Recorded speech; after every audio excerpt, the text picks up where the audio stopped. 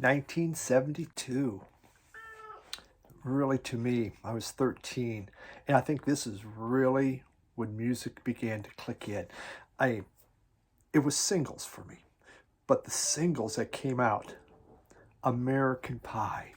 Bye bye, Miss American Pie. Drove my Chevy to the levee, but the levee was dry. I memorized that thing. That's really one of those big early songs that I truly had in my brain. It was such a great story. Bought the little 45 for that. You had Melanie, Brand New Key. I actually hated that song. I got a brand new pair of roller skates. You got a brand new key. I found out later it was about sex. I mean, truly, I think I was in my 20s, and so, that song's about sex. Now, what? I thought it was about some gal getting roller skates. Honestly, I did. I didn't think anything more of it. I mean, what the hey? Brandy. Now, I sang Brandy for my 1971 video, but it actually came in 72. Here's the co-host, Kat. It's not working out too good here, Kat. But Brandy, one of my all-time favorite songs. Ooh, girl, things are going to get easier. The Shalites, they had one. Oh, it's so nice to be with you, from Gallery. Gosh darn, I love that one. Bet you by golly, wow. There we go. That came out of from the Stylistics, the Hollies, Long Cool Woman in a Black Dress. Man, the first time I heard that song, so this is the most incredible thing. I thought that all the Hollies music was like that. I was kind of, the Hollies aren't a bad group, but I wanted them all to be like Long Cool Woman in a Black Dress. I just found that to be one of the most exciting songs out there. Oh, what were some of the other ones? Go All the Way. Backstabbers by the OJs. Rocket Man from Elton John. What a song. Morning has broken. I'm sorry, but you're getting some singing. That was, Cat Stevens. Choir. Again, so many songs from Choir. We sang Choir. Morning Has Broken like ad nauseum. But it was all part of it. So there was just so many songs that came out. A child is black, a child is white. From Three Dog Night. Ooh, look at this one. And you don't mess around with Jim, from Jim Croce. Oh, wow. Saturday in the park, Chicago, school's out for summer. That was huge. Huge. From Alice Cooper. I actually didn't hear it till many years later, though, because that really wasn't part of what I listened to. So, just incredible year. Bye Bye Miss American Pie. The singles were phenomenal, and a lot of one-hit wonders. In that, there with the iPad. But we're going to talk about some albums. These are albums that right now still mean a ton to me. Ones that I do have back in my collection. So, and that I listen to. As I looked at them, I go, wow, this is what I want. The first one, I don't have the album cover. But I saved the vinyl from the flood, and it's Fela Kuti's Raforofo. It's just another incredible early Kuti with the African 70. Just, you can hear the funk coming out, and beautiful album. We won't talk much about that. I have two honorable mentions here, really.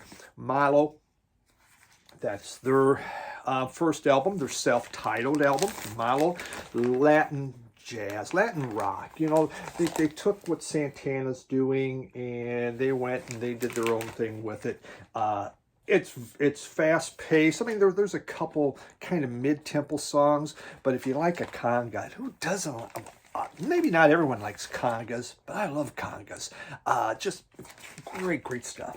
The other one, and it was an important album from that year, The Harder They Come. It didn't make my top 10. I did not hear this until many years later. Actually, I was reading best albums ever, most important albums ever, and I wound up buying it because of that. That's why. From Jimmy Cliff. But it was incredible. Really, this was my introduction to reggae. And I think it was introduction to many people.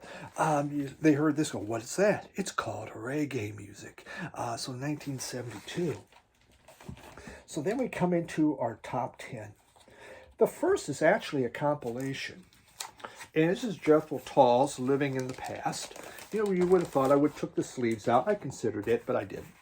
Living in the Past is a U.S. album. It was a compilation of these A's and B sides that they had done over in England, and they put them all together. And there was just such incredible music, beautiful packaging on this. Think about it. You know, this is like, I think their fourth album maybe, and we're getting this kind of stuff. That's the beauty of the 70s. You know what? We just did packaging, super cool stuff all the time. Spend the money, didn't matter, because they're all coked up. So what the hell? This is a 2-album set, but it has such important Tull songs on here. You know, let me get here to some of the track listings. It has Song for Jeffrey, Christmas Song, Living in the Past, just one of the most beautiful, I think, Tull songs out there. Boree, Sweet Dream, Witch's Promise, Teacher is on here. Side 1 and Side 2 are studio. Side 3 and 4 go into a concert. Fun Tull album. Huge fan of Tull, and I just thought this was just such a great album they put out. Number 9. And, you know, Ziggy Stardust. It almost didn't make my top 10. Important album. There's no doubt about it, but it's what I listened to. But when he was good. He was really good. And it does have Starman. Obviously, it has Ziggy Stardust, Rock and Roll Suicide, and Surfing City. And I really, really enjoyed Surfing City. And, I mean, that was just, well, and Ziggy and the Stardust. I mean, Ziggy Stardust, that's a great song. I mean, it is one of the best Bowie albums. For me, one I like the most. Yeah, so it made it number 9. As a kid, had zero impact, nothing. I didn't know about Bowie till about 75, 76 when I got a greatest hits. So you go, oh wow, listen to this music. And I really like Diamond Dogs. So that was later. Another band that I was really late coming to, and this comes in at number 8, Steely Dan, Can't Buy a Thrill. When I finally did hear Steely Dan, or really hear it in college, I began listening to Steely Dan when I had FM radio. And quite honestly, I didn't like it. I thought it was just too much. I thought there was just a lot of stuff going on. It just didn't catch me. The 90s, things really began to change, and I bought the whole Steely Dan catalog and CDs. That was the beauty of CDs. They were reissuing them fairly inexpensive on these classic albums. And I began to dig into Steely Dan and listen. And man, I mean, this does have Do It Again on here. Reeling in the Years is on here. But the songs are beautiful. They're amazing. You sit back and you listen to it and you hear the intricate work. I mean, they were studio musicians. That's what they like to do. They loved being in the studio, and you could tell it. And this is one hell of a debut. You know, again, one of the best Steely Dan albums out there. And they announced themselves, and here's what we're going to do. It just took me years to finally say, gosh, darn, that's pretty good stuff. So number 7, Steely Dan, Can't Buy a Thrill. What a wonderful thing. Number 6, The Witch, Introduction. This is Zamrock. Welcome to Zamrock. This group of teenagers out of Zambia came in and they put out this masterpiece of an album. It is so freaking good. I mean, the guitars are crazy on here, what they're playing. And these are just young kids learning, trying to do something. And Introduction is what it's all about. They introduce Zamrock. This is the one. It is being reissued now. I saw it on Amazon. You can get this. If you ever want to try a Zamrock album, start here. Start here with Witch. I love this album so much. You know, obviously, I didn't get into this until the teens, 4 or 5 years ago when I really began digging into African music, especially the 70s. And this is one of the very best out there. The Witch, Introduction, number 6. Well worth looking into. Number 5. War, an all-time favorite group of mine. I just, again, somebody, nothing in there, I think is terrific. This had the classic, the absolute, one of my, and they're one of those all-time favorite songs. Cisco Kid was a friend of mine. Oh, when I heard that on a jukebox at the Dairy Queen in Central City, Nebraska, I go, what is this? I really didn't hang out at the Dairy Queen because that's where all the real super cool kids were. I go, oh, I don't know. I was younger and stuff, and but you'd go in for your ice cream and they'd be playing the jukebox there. It's kind of where you hung out. You hung out at the Dairy Queen. And Cisco Kid came on. I go, man, that is so good. It was so catchy. But it's the Latin rhythms that go into it. That's what brings you in. But the whole album's great. The World is a Ghetto is on here. Don't you know that it's true that for me and for you, the world is a ghetto. City, Country, City. City, Country, City it's a jam. It's just instrumental jam, and it just goes on, and it's red hot. It has the Latin feel, but yet not too. It's just very funky, super funky, and it just goes on. If you see, and you can find this album, it's not that expensive. It is well worth, if you've never tried a war album, this is the way to go. Try The World is a Ghetto. And talk about cool artwork, huh? Isn't that great? That's great stuff. Number 4. Another artist that I was late in the party coming to, Bill Withers. I knew of Bill Withers for Lean On Me. Again, part of choir, you sang it. It was kind of syrupy and all that. I wasn't a big fan of Lean On Me, but I heard the song Use Me. And I didn't hear the song Use Me in the 70s. But I saw a movie, a movie, and they used the song Use Me. And that song made that movie for me. It just did. It just is, wow. I mean, it's like, this is, and what's the most incredible song? I found was Bill Withers. And it came off this album, Still Bill. And yeah, it made a huge difference. I mean, this is a nice album. It has some great soul and funk, and yet there's also the quieter tunes. For me, I think it's probably my favorite Bill Withers album that I have, and you Use Me's worth the price of admission. Just Use Me. Number 3. I think we're at number 3. Yeah, we are. Nope, I'm sorry, that was number 5, Bill Withers. Number 4, Lou Reed, Transformer. Lou Reed, I like a lot, but I found him to be inconsistent with his records, and some I like, some I don't like. Transformer is probably my second favorite Lou Reed. New York is by far my favorite. Then comes Transformer. On here, he has Vicious, Andy's Chest, Perfect Day. Oh, it's a perfect day. It's about drugs. Who knew? Well, a lot of people knew, not me though. Walk on the Wild Side. I mean,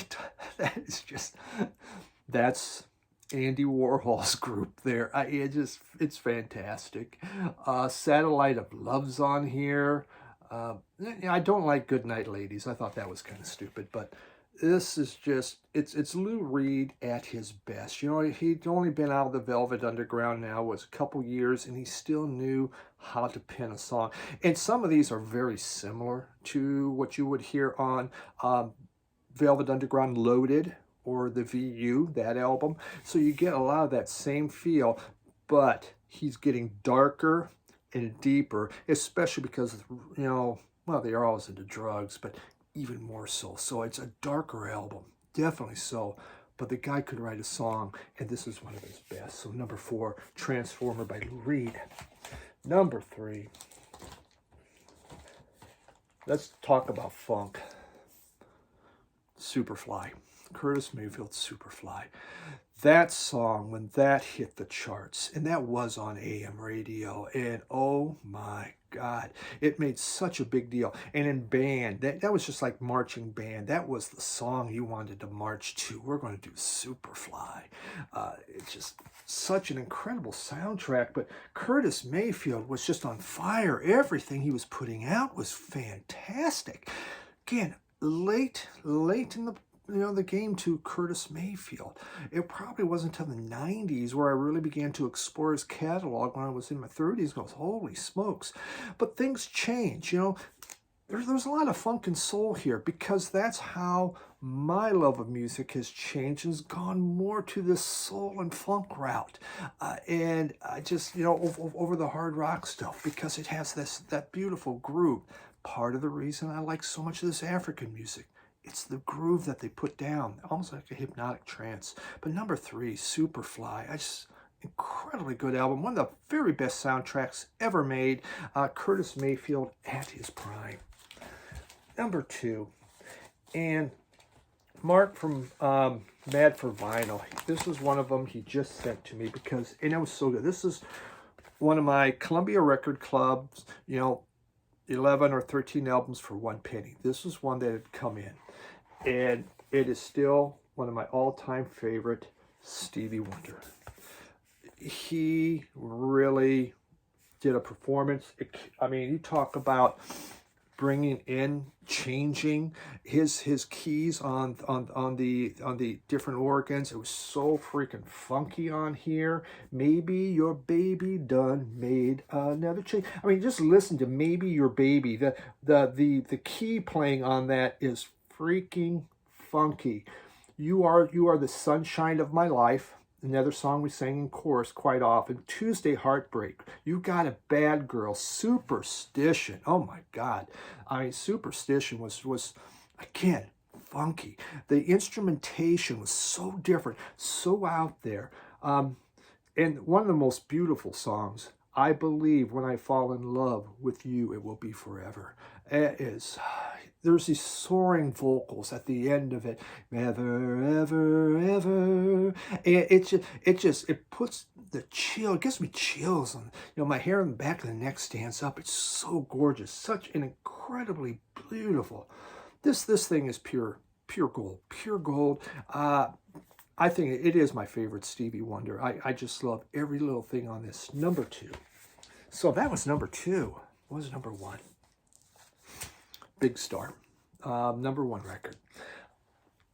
The funny thing on this, I bought a CD of this because I'd read about it. I knew nothing about it. And there's my actual OG. I like to show that like I've done it a billion times. I had heard about it, so I bought the CD in the 90s. And I put it on, and I go, what's the big deal?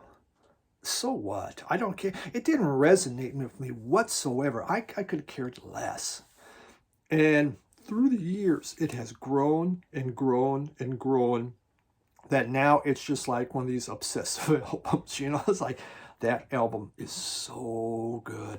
And it took time. This one it's 20 years in the making to become my favorite album from 1972. But it truly is wonderful. On here, you just have, the Ballad of El Gordo is wonderful. You have probably the most incredible song for me, 13. It is, it's such a beaut. Just gorgeous song about teenage love and growing up. Man, it's something. When My Baby's Beside Me. Give Me Another Chance. No hits, but pure beauty. And Big Star at their best. So that is my number 1 for 1972. So there we have it. We got a lot of funk happening there, and you love that funk and soul and stuff. But great year. It is the year that I really began listening at least 45s and those AM classic hits. Thanks everyone for watching. Have a great week. Bye.